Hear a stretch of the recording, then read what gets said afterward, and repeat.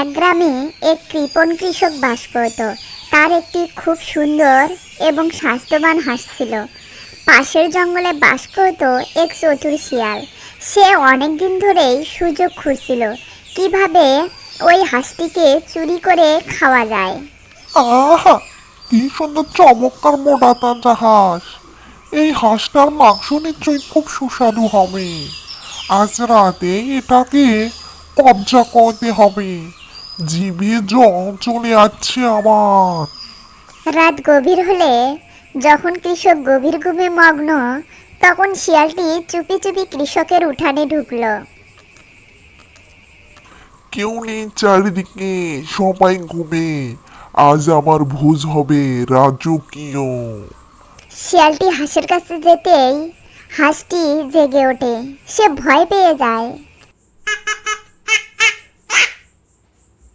কে তুমি? এখানে কি করছো? আমাকে ছেড়ে দাও। বাঁচাও, বাঁচাও। চুপ, একদম চুপ। বেশি চিল্লাইলে এখানেই তোকে খেয়ে ফেলবো। চল আমার সাথে জঙ্গলে। শিয়ালটি হাঁসটিকে ধরে জঙ্গলের দিকে নিয়ে যেতে শুরু করলো। হাঁসটি প্রাণ ভয়ে কাঁদতে লাগলো এবং বুদ্ধি খুঁজতে লাগলো কিভাবে পালানো যায়। শিয়াল ভাই, আপনি তো আমাকে খাবেন, কিন্তু মরার আগে আমার একটা শেষ ইচ্ছা আছে। আপনি কি সেটা পূরণ করবেন না? শেষ ইচ্ছা? আচ্ছা বলো, কি তোমার শেষ ইচ্ছা? আমি শুনেছি আপনি খুব সুন্দর গান গাইতে পারেন। আপনি যদি একটু গান গেয়ে শোনাতেন, তবে আমি শান্তিতে মরতে পারতাম। তা ঠিক বলেছিস। আমার কণ্ঠের প্রশংসা বনের সবাই করে। ঠিক আছে, তোর যখন এটাই শখ, তবে শোন আমার গান।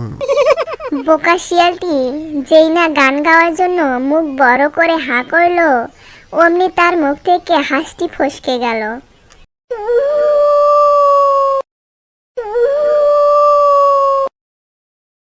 শিয়াল ভাই, আপনার গান তো আমি শুনলাম।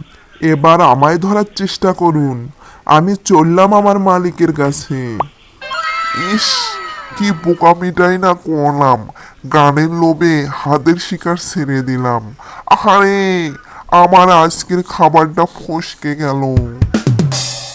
হাঁসটি নিরাপদে কৃষকের ঘরে ফিরে এলো এবং শিয়ালটি ক্ষুধার্ত অবস্থায় মুখ চুন করে জঙ্গলে ফিরে গেল। বন্ধুরা, ভিডিওটি ভালো লাগলে লাইক, কমেন্ট এবং সাবস্ক্রাইব করুন।